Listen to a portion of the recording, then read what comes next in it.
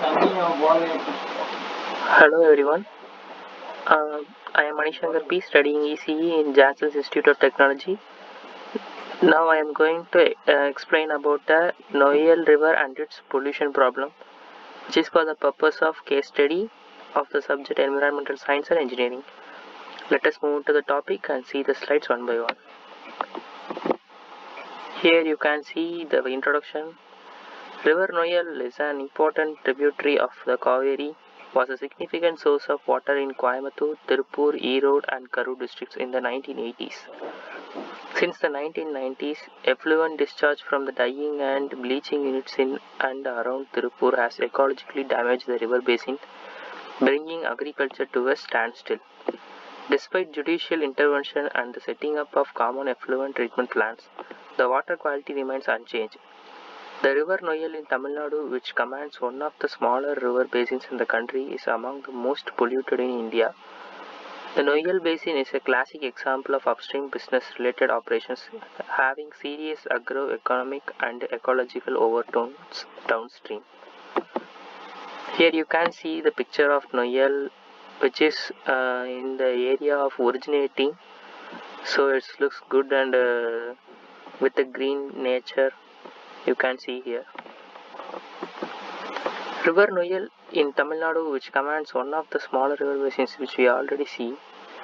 It originates in pristine Vellingiri Hills in the western Ghats of southern India, which is a major biodiversity hotspot in India. Considered an important sacred river, it is a river with an illustrious history. Way back in the 10th century BC, the Chola kings built 40 check dams and lakes to offset the low rainfall in the basin, so as to make the most of this riparian ecosystem. This is the map of the Noyyal River, which starts from here and ends in this Karur district. And here you can see this map indicates the irrigation area also, which is indicated by this maroon color. Majority of the maroon color area is here in this area in the Tirupur district and the Karur district. You can see here. Notwithstanding in this region, the many lakes in the upper of the river basin are important habitat for rare pelicans and ibis. Unfortunately, rapid urbanization of the industrial centers of Coimbatore and Tirupur over the last couple of decades has turned the Noyyal into a cesspool. The canals, lakes and check dams are in a sad state, and prolonged negligence by civic officials has totally destroyed the river basin, along with the canals designed to irrigate an area of 8,052 hectares gradually shrinking in their capacity. The same is true of the 3,510 square kilometer catchment area. Here you can see the picture of Noyyal. This is at Tirupur district and this is at the Coimbatore city. Both are main city central areas. This is in the corporation zone. And here you can see the garbages placed nearby the river, and the area of the river get shrink due to this garbages, and this affects the river majorly. During the 1995 to 2004, more than 609 dyeing and bleaching units were mushroomed in Tirupur. For every kilogram of yarn production, nearly 200 liters of water is used. The daily intake of water here is about 80,000 to 1,20,000 meter cube. This is very much huge amount of water for dyeing and bleaching units. Both natural and synthetic dyes, along with more than 150 chemicals such as common salt, detergent, caustic soda, and hydrogen peroxide, are used to color the textiles. In the initial years, since most units lacked effluent treatment facilities, in the ancient days there were no treatment facilities, we know about that, and so the effluents and solid waste were disposed of into the river only. Thus, the effluent discharge into river Noyyal was around 75,000 meter cube to 1 lakh meter cube per day.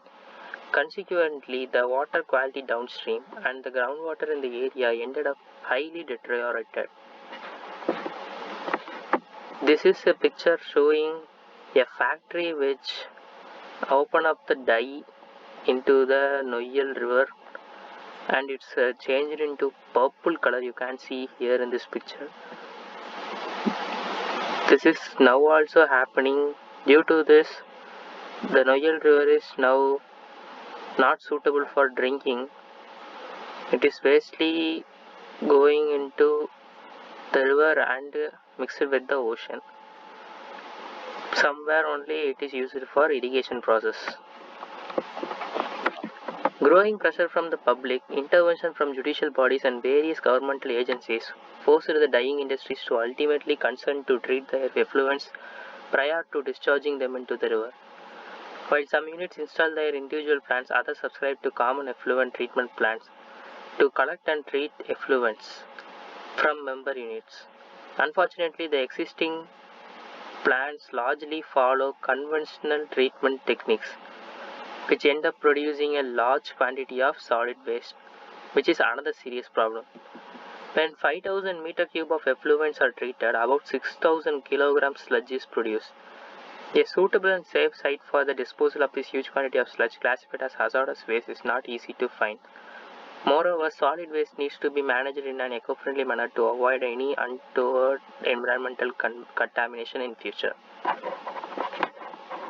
Here you can see, due to the mixage of dyeing units with this river, the river, due to the chemical reaction, it formed the like a product called foam, which is present inside the river, and it's fly across the city and river side like this.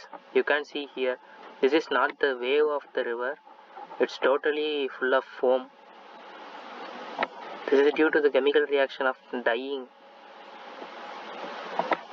It is the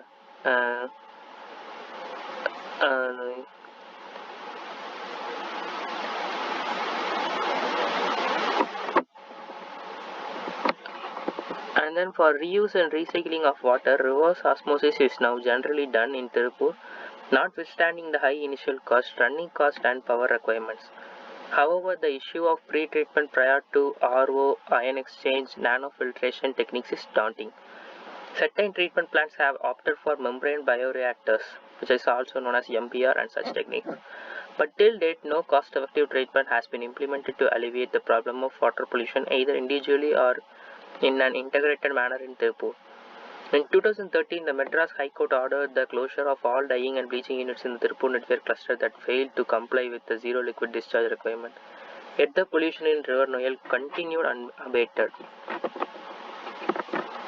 This is the problem now also happening in Tirupur. Let us have a hope to find a conclusion and make the Noyyal River in the which is in the old and ancient time, to make it for irrigation, drinking process and all the suitable way.